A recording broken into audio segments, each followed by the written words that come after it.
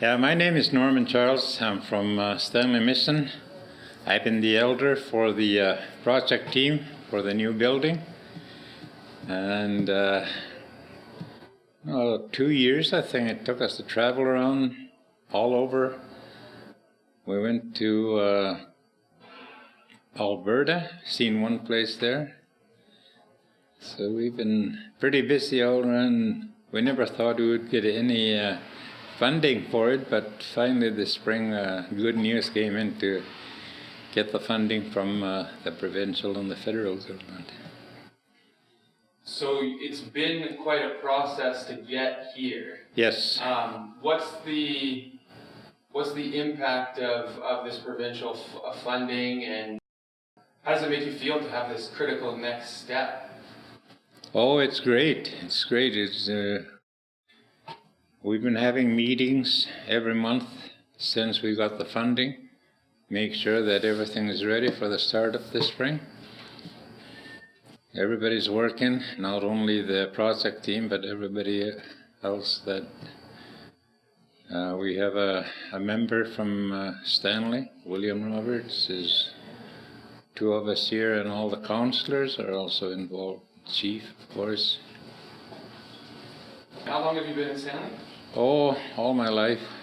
I'll be 75 February. Well, you seem very healthy. What's the personal impact to you or your family or having this center once it will be built? Oh, I think it's going to have a nice impact for the people. But it's not only for Laurent's band members. Keep in mind that we'll have people from the north coming in, staying there. And then after they finish, and then they're also building homes in every community of the 6 communities we have with Laurent's band. After they're done there, they go back to the reserve, and they could, if they need help, they could go to that building. So this is part of a larger effort to recognize the need. I believe they'll be starting off with 12 girls, and then when they're done after 2 months, and then the boys will come in, do their stuff for 2 months. Are you going to say a prayer at the shovel in the ground? I hope so. I hope so too. Thank you very much. You're welcome. So what Elder Walter is talking about here is gender-specific treatment. Research shows that men and women experience addictions and depression differently, have differing causes and conditions that lead to these states. Also, people in treatment tend to share more when they are in same gender groupings, tend to feel enhanced familiarity with the other participants. The separation of genders was also recommended in the Canadian government's 2013 National Aboriginal Youth Suicide Prevention Strategy. Truck driving jobs. Truck driving jobs, eh? Yeah. Construction, we're the labor force for PCL. We supply all the labor.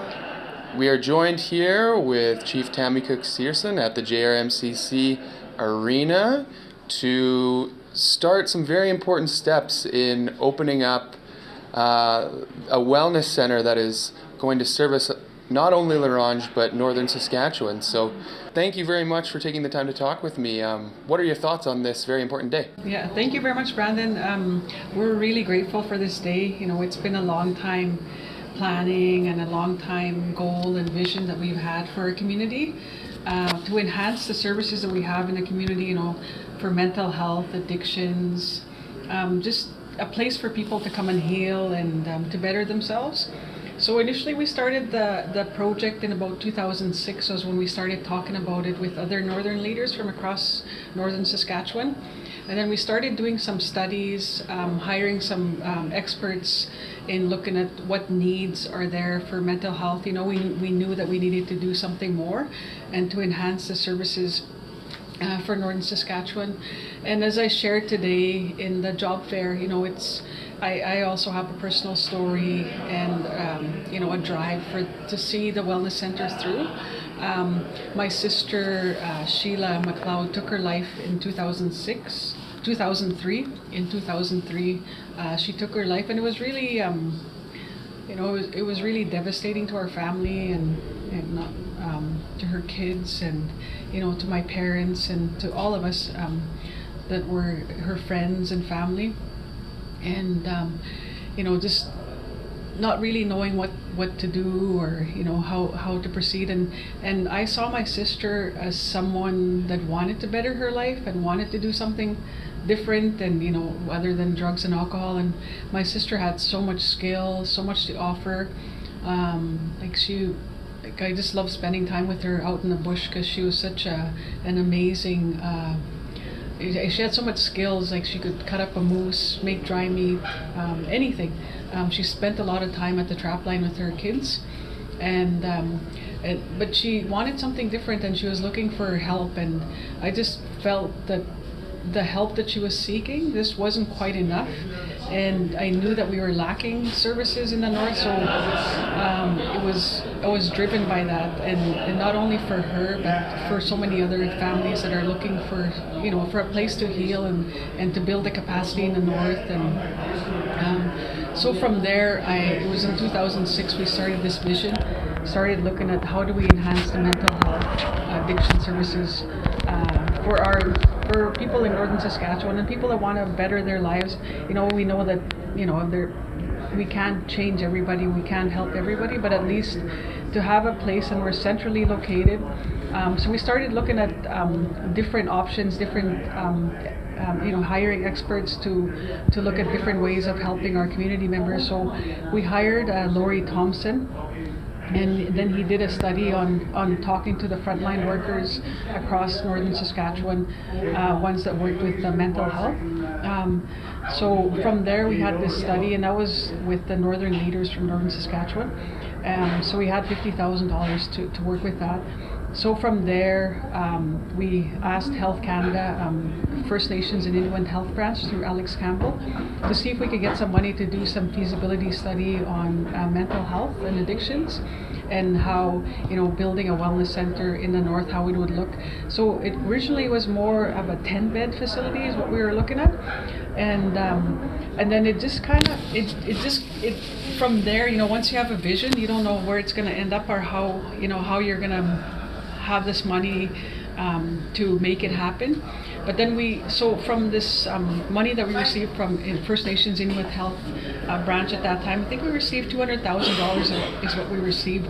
So we hired Dr. Margaret Crest-White to do the feasibility study, and then we also had a mental health working group made up of our 6 communities. Lac La Ronge Indian Band has 6 separate communities, so we had community members from all the 6 communities. We had focus groups. We went touring the province. We looked at different treatment centers, and of course along the way you have all these experiences along the way, and the relationships that you build along the way, the connections that you make. Then you take what you like, what you don't like out of a treatment center. You talk to the ones that have run the treatment center, what works, what do they like, what would they recommend for our treatment center, and then we just kept on going from there. So the report that Dr. Margaret Crest-White, when we commissioned her, it was completed July 15, 2015. And we had this big day that we're gonna launch this report. We had the JRMCC booked and everything, but of course we had the fires in 2015. So we had to put that aside, deal with the fires, and then the aftermath of the fires and everything. So, but we still kept on pushing the project forward, and then we presented the feasibility study to the Prime Minister. We've lobbied the ministers federally. We lobbied the provincial government for funding. We just kept on pushing the project forward. We talked to different municipalities, FSIN, AFN, for letters of support, Prince Albert Grand Council, getting that support, and then from different chiefs and councils, mayors and councils, getting that support from all the different partners across the province. So we kept on doing that. We kept with the vision of building a wellness treatment recovery center in the north, because we're centrally located. We have the airport here, we have the detox center in La Ronge, and it's not about replacing anything, it's about enhancing and building the capacity and wanting to be the catalyst for change. And so we just kept with the vision, and we kept on going. So we presented the plan And then when at one meeting we met with the federal government, and they said, you need a business plan. This is good, but you need a business plan. So we hired another company to do a business plan. And then, so we did this business plan. We did it in consultation with our community members and our health board. But of course, the other key component too is the health board from the Ronge. They put aside money for this project. So we put aside $2 million for this project. And that was also a key component. And also the chief and council of the Ronge band putting aside land for this project. So those are key elements of the project. Initially we looked at downtown La Ronge, where we have our urban reserve as building the center. But then we felt it's a busy traffic area. So the land that we chose is right on the highway. We're right on Highway 2, right by the Jeannie Bird Clinic. So that's where we chose the location where it's going to be built now. So there's been a lot of, lots of work that we put into this, and of course your day-to-day work comes into play, but we still had the vision. There's been times where the project, you just run into walls and not being able to move the project forward. You get discouraged. I remember one time I was discouraged for the project. It wasn't moving. It seemed like it wasn't moving the way I had wanted to move. So I thought, maybe I should just not keep pushing it forward. And I was probably just feeling down at that time. But I was just getting discouraged, because something you do, of course, in a big project like this, and there's not everybody supports it, but there are a lot of people that support it. So anyway, I was actually in Vancouver at that time, so I went for a run along the seawall on what is it called now? The Stanley Park. Yes, it was Stanley Park. So I went around the seawall. I was running, and then all of a sudden, while in my running path, there was 2 eagle feathers, and I was like, oh my goodness. So I picked up the eagle feathers, and then a vision, it just came to me, like it was late Elder Catherine. She's a really huge mentor of mine and a good friend of mine, and she came to my mind, and in Cree she said, don't give up, just keep working on this. So I took the eagle feathers and I put one on this side and one on this side, and I just ran, and I finished running all the way along the seawall, and then I offered prayers and tobacco for the eagle feathers. And then I just kept on pushing through, and because I knew we had a lot of support, because with anything that you do with this project size, you need the support of the community. And I knew that we had the support of the community, and I knew that we had the support of our elders and our community members, something to make a difference. So just kept on pushing through, and it just, things like that just kept on happening to keep pushing the project forward. And it was something that, I just knew there was something about this project that we had to keep going. So and then the other part that came into play is we ended up connecting with Herb Urton and Matthew Morasti, who had connections with people that were a huge part of the treatment centers in Victoria, BC. So we ended up going to Victoria, BC. We went and met with Neil Berger is his name, and he started about 23 treatment centers in Canada and the US, and he started a treatment center called Cedars on Cobble Hill. So we went and looked at that, and then we made a connection with Neil, and then he's the one of the ones that recommended that we go with try have 24 beds, and we have these 12 rooms, but then he also recommended that we have a spare room, so in case there's a breakdown, or in case we have to bring somebody in on an emergency basis. So initially we thought each of the rooms would be one person per room, but because of the way that with their experience of having the treatment centers, that it's better to have 2 people in a room, because that person has a support person in their room, because once you go to treatment, you come back, so they're not alone. So there's always 2 people in the room. So that's where the 24 beds came in. So it's gonna, because we're gonna offer 24 bed inpatient treatment, it's even going to be a lot more that we're going to be able to reach out and help. And then the outpatient, so if somebody is going in before the treatment, they can go there before and after.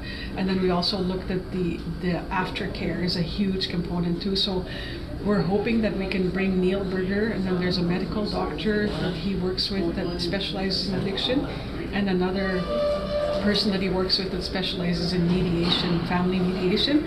So we're hoping to bring them in as part of this treatment center, because not only do we have the treatment center, but we also have the aftercare, and then also as community members, we all have a part to play with the treatment of our community members.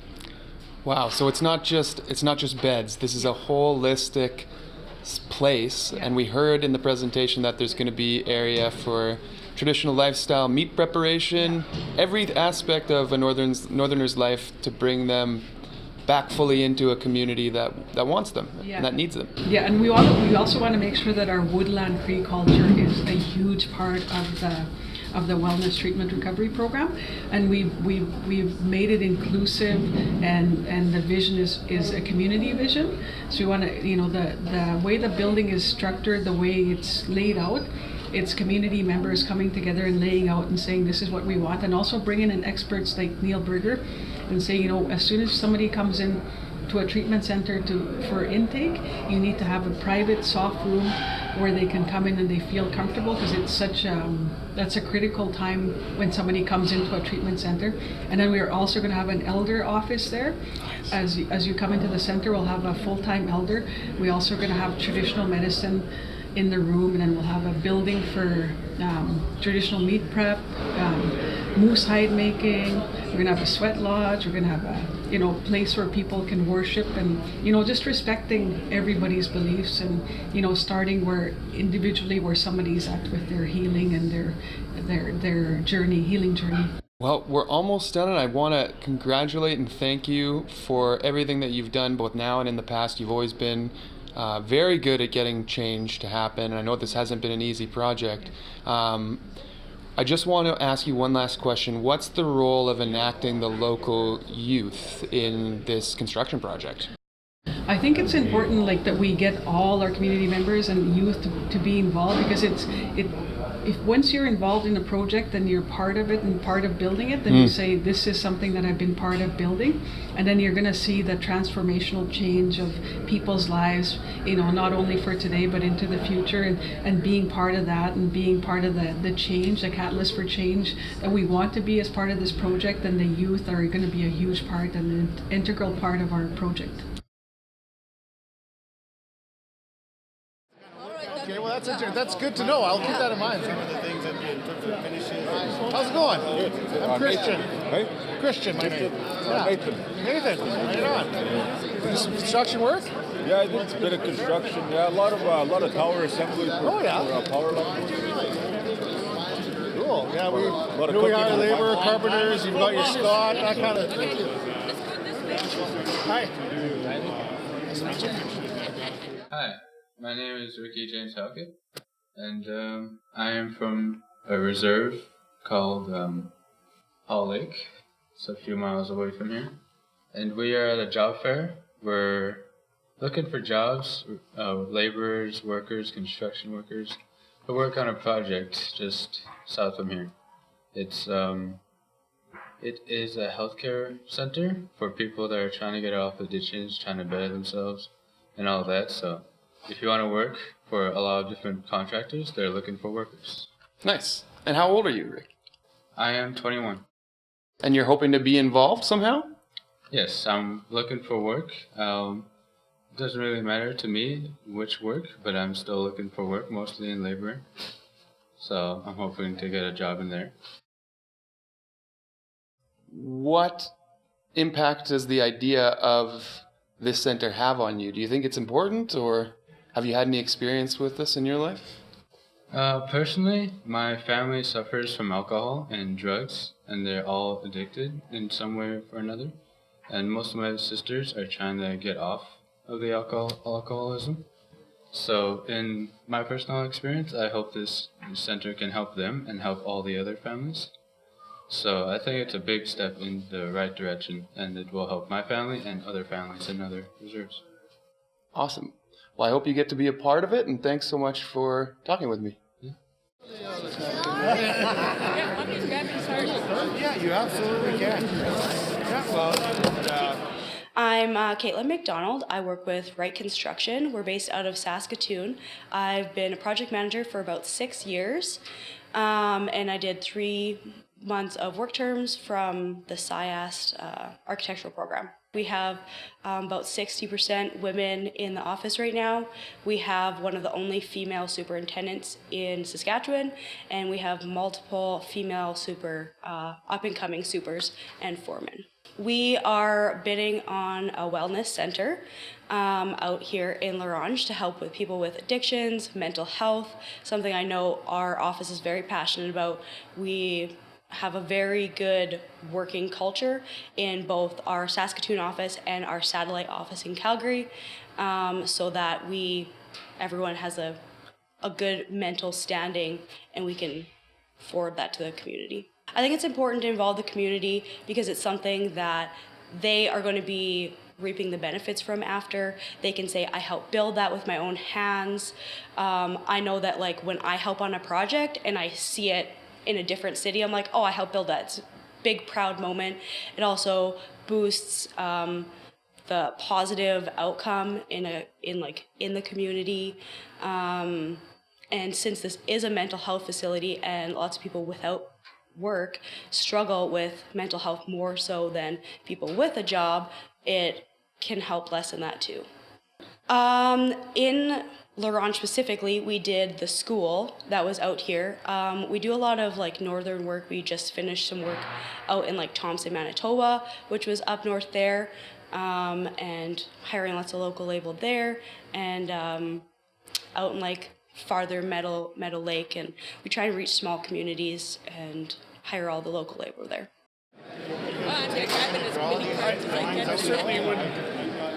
Did you know that 78% of one's suicide risk can be captured by socioeconomic factors? That is, factors of society and economy. While investigating the suicide risk of First Nations people from 2011 to 16, the federal government found that household income, labor force status, that is working or not, level of education, living on or off reserve, community size, and isolation accounted for nearly 4/5 of one's risk. When surveyed in 2013, Aboriginal youth also added that addictions, abuse, previous attempts at suicide, and the breakdown of cultural systems and dislocation from the land, as well as barriers to treatment, all contributed to this suicidal ideation. The construction of Ronge's new Wellness, Addictions and Recovery Centre will address the majority of these fundamental conditions and triggers, while providing a healing space in the north of the province. Oh, yeah. Cool. Some training here and there. And right on. Nice to meet you. I'm no shy. I'm no brand new. But it's not here now. But this has been a project that we've been talking about. Yeah, grab one of those. It has information about the company and envision for our community, for the wellness of our community. And since 2006 is when we started talking about building a wellness treatment recovery center, something for mental health and addictions in our community. And so we started doing feasibility studies, talking to people on what's important for them. And then what my personal story for this is, my sister committed suicide in 2003. And I see, her name was Sheila McLeod, and she had 4 kids, and she was trying to better her life, and she was struggling to try and get help, and I seen her, she had quit drinking, quit drugs, and she was bettering her life, but she kept on saying that she was depressed, but I didn't realize what depression meant, or how difficult it is for people when they go through difficult times or when they're struggling and trying to better themselves. And she ended up taking her life in 2003, so September 2nd, and it was a really difficult time. And then I was thinking, how can we help people that want to help themselves? And, you know, building the capacity for the north. How do we build the capacity for northern Saskatchewan so people have a place to help themselves? Because the impact that it leaves after somebody takes their life, it's so difficult and it's hard on her kids. My mom and dad raised her kids, and you know the impact of the rippling effect of that. And it's not only our family. There's so many other families that go through losing their loved ones tragically, and also the statistics that we look at on how, you know, we have such a high rate of suicide in northern Saskatchewan. And many of the accidents that happen, or many of the times that people get into trouble, it's usually drugs or alcohol related. So how do we build that capacity, and how do we help people help themselves? So that's what we're trying to build, is to build capacity, to build hope, and to be able, that's why we had this vision of the Wellness Treatment Recovery Centre. And then we had we also had, in 2016, we had a youth suicide crisis in our communities, and we still have people that are taking their lives in our communities, and the drugs, the alcohol. Now we have, you know, crystal meth in our communities, and cocaine, you know, all these drugs that are coming into our communities. So it's something, we can't force people to go to a treatment center, but it's there, and people can see how they can help themselves, and it's just providing hope. And we're not here to judge anybody, but we're just here to provide that hope. And then people want jobs, and I'm really happy to see many of you here, because many of you are looking for work and looking for jobs and wanting a way to give back to our communities and, you know, be part of something that's going to be here for generations to come. So, and I'm really happy that the contractors are here. So we have 5 contractors that are here. We did a pre-qualified the contractors. So we had 14 pre-qualified contractors. These are the 5 that are going to be bidding on the contract. So one of the contractors will be getting the contract. And the job fair is something that's new to us, but it's something that I think is important, because it gives you a chance to meet the contractors, and then you just let them know what you have to offer for the program. So with this Wellness Treatment Recovery Centre, we've been able to get support from all across northern Saskatchewan. So it started off, we did a study with, we contracted, Lori Thompson was his name. So what he did was he talked to the frontline workers and saying, you know, is this something that we need? A Wellness Treatment Recovery Centre in La Ronge. So La Ronge, because La Ronge is so centrally located, we have an airport here.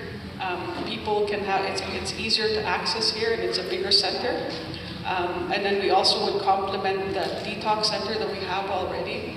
And then the treatment centre is one component also, but we also want to look at aftercare, because that's really important too. And also we have mini lodges that we're going to be building in 5 of our communities with La Ronge Map. But we'll also be partnering with other partners across the north. So we did this study, then we started lobbying the governments, the federal and the provincial governments. And then we did another study, because the study that Lori Thompson did was more frontline workers that work in mental health. We went around all Saskatchewan, and then we went, where do we go? Slim-Thorpe, it's in North Battleford, not North Battleford, Lloydminster. And then we went to Fort Capel, to the All Nations treatment center. So anyway, we went to all these different places looking at treatment centers. And then we presented that. It was in July 15 when it was done, 2015. And that's when the report was complete. But of course, that's when we had the big forest fires. So we had to deal with the forest fires. So we kind of put the plan to the side.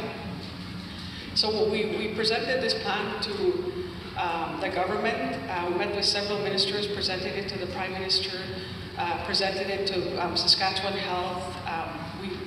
We just lobbied nonstop for this project to, you know, for us to get this money, because it's something that we need. So we ended up being, they said, well, you need a business plan. So we hired another company to do the business plan. So we did the business plan with Wazuko, but it still wasn't quite what the government wanted, because they needed to know that this plan was going to be feasible, that it was going to work, you know, whatever. So anyway, we had to work with the federal government employees to help us to see exactly what they wanted in this plan and how it was going to work. And in the meantime, we still went to different treatment centers, and we kept on pushing this project forward. And then we ended up going to Victoria, where they have there's lots of treatment centers there. So we ended up meeting Matthew Morasti is his name. Not meeting him, we know him already. But he had, and then Herb Burton, they connected us to people in Victoria with the treatment centers there. So this guy, his name is Neil Berger, and he started 23 treatment centers in Canada and the US. So we ended up connecting with him, and then he's the one that advised us on some of the things that worked in some of those treatment centers in Victoria, and then the aftercare, and the community being involved with all the healing of everything that goes on in a person's life. So we all have a part to play in helping people.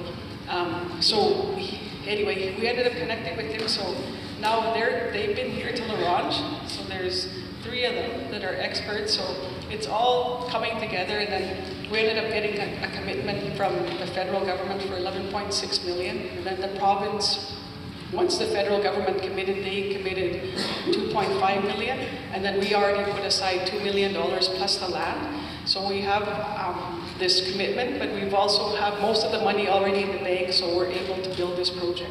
So we're really happy about that. We just received 8.5 million from the federal government. So it was supposed to be over 3 years, so we were able to secure the funding for this center plus the mini lodges. So it's been, anyway, I'm going all over the place. So after we did the Wazuko business plan, it wasn't quite what they wanted, so we hired Collier's project to do a business plan. So I spent a few days in Calgary where they have some experts that write business plans. So I spent a couple of days there going through, our vision of the wellness center, where we could possibly get money and all this stuff. So we ended up submitting this business plan, and that's how we were able to secure the money. But we're really pleased with the way it's turned out. It was supposed to be originally only a 10-bed treatment center. Now it's 24 beds. So there'll be a 24-bed inpatient treatment center right here in Ronge. Plus we have an extra room, so there's a 13th room in case there's some issues that somebody, if we need, or if somebody has to come in on an emergency basis or something. So we have this spare room.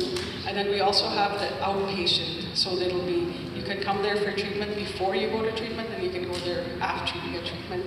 And then we also have a sweat lodge, but they'll go through all the plans.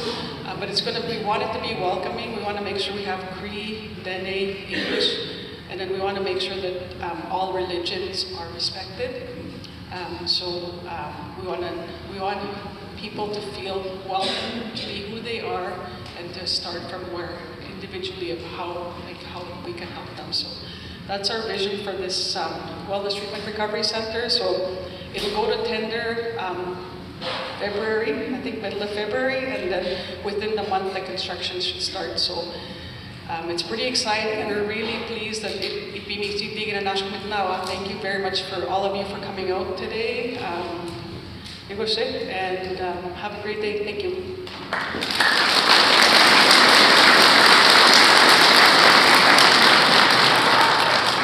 So I'll just go over some of the, housekeeping items just for some project information details. So the first thing I'll kind of go through is we'll do some really quick introductions at a high level of who's in the room that you guys might be interested in talking to. So down the right side of the room, my right, your left, we've got the general contractors. So we're starting with R&F Ventures, and then PCL, Graham, Dunmac, Wright, and then we'll encourage the any subcontractors who are in the room as well that were pre-qualified as part of the process to just join them on the side so that you guys know where the contractors are and who we talk to.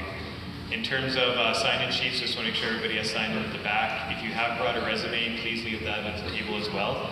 Our intention is to include all the names that we received here on the sign-in sheets plus the resumes to the general contractors, so they're aware of who attended today and what the labor is available when the construction gets started. So As Tammy had mentioned, we'll be doing a competitive bid process with the 5 general contractors that are here. So that will occur on February 13th is when we're planning to go out to tender. We'll probably look at a 4 to 5 week tender period for that, and then after that we'll award. And construction, in reality, probably would start sometime in April. So early spring hopefully when the ground starts to thaw out a little bit. We also have the rest of our design team here as well. So in the front row, just lined up, we've got Martin with Prakash Engineering, Structural Engineer, Tyler Brzezinski with PWA, Electrical, and then Chris Conley with Daniels McGarrick and their Mechanical Engineering.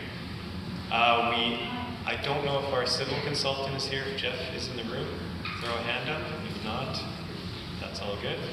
And then I also want to point out that off to the side, we also have Stuart, who is working with us on a round earth. So it's a feature design in the building that when you're looking at the renderings, there's 2 round rooms or in the plans. That's kind of a unique feature that we're building into this project. So he's bringing that aspect of it to our design team as well. So we have the slideshow just kind of running through with high level, a few inspiration images, just to give everybody some insight into what the project will look like. At the front, we also have sets of drawings, so on the 2 tables at the front. So if anybody has questions, wants to take a look at what the project is going to be about, myself, Kyle, and the consultants will hang out kind of at the front of the room and can answer any questions specific to the project. Aside from that, I think I just want to thank everybody for taking the time to make the trip up and to join us today to learn more about the project. It is an extremely exciting project, and we see this event as a great opportunity to just show the interest that not only you have with the contractors and ourselves have in making this project a success. Walk you through just in a high level detail of what the project looks like. So that as Chief Tammy had mentioned, with the building split into 2 different halves. We've got the inpatient side, so this is the treatment side for the long-term stays, so likely 8-week periods. And then we've got the left side that's set up for outpatient services. So it supports the people that are in this facility in terms of counseling rooms and support spaces, but it also allows for after treatment care, so people can come back into the facility after they're done their 8-week period for support, for additional assistance as they're going through their healing process. So with that, we have 2 different entrances. We've got the inpatient area, so this is the private entrance into the 24-bed side with the bonus room that Chief Tammy had mentioned. In the core area, we've got support spaces, a central kitchen, and then the main dining area and the commons area, so TV viewing, games area. Again, difficult to see in this plan, but we can go into it more on the paper copies. In the main common area, we've got a kind of a community entrance, we'll call this, so it's a public entrance that's open to the public or to anybody coming in for treatment. We have the 2 round earth circular features. We've got the cultural room, so this is where we see ceremonies happening, whether that's prayers or smudging, pipe ceremonies happening in this space. And then to the north, facing more or less east, north is kind of off to this direction. We have the multi-purpose room, which again is round earth, but that's seen as a classroom space for larger gatherings, celebrations, different things like that. There's a main common area that's set up to have access to the kitchen, so they can do food service in that from there. We've got a central fireplace, again, trying to make this an inviting, home-like, welcoming environment for people, so that when they come into the facility, they feel welcome, they want to stay and be part of the treatment. Off to the left, we've got a child area, so part of the treatment in this facility will be family treatment as well. So if parents have children, they're coming for treatment, as opposed to finding long-term care for their children, the children can come with them and actively participate in the healing process. So while the parents are in their treatment, the kids have a play area that they can go to. Direct access outside that has play areas, art spaces, gardens, greenhouse. We've also got spaces on site for meat prep, so if they do want to teach any land-based education, there's also facilities on site to support that as well. Off to the left, we've got staff and office space, and then these last 2 wings are treatment spaces, so they're all the counseling rooms, offices, and support spaces for people in there for treatment. So at a very high level, that's more or less the intent of the program for the space. As mentioned, we're going out for tender on February 13th, so the drawings that you'll see up at the front are very near complete. We have a little bit of coordination left to do, and then we should be ready to go out soon. So that's kind of an introduction into what the building will look like. So we're very excited to see this one get going. It's been a long year of design work, a lot of collaboration and meetings, and we're just excited to see a shovel in the ground and see this building start to take shape.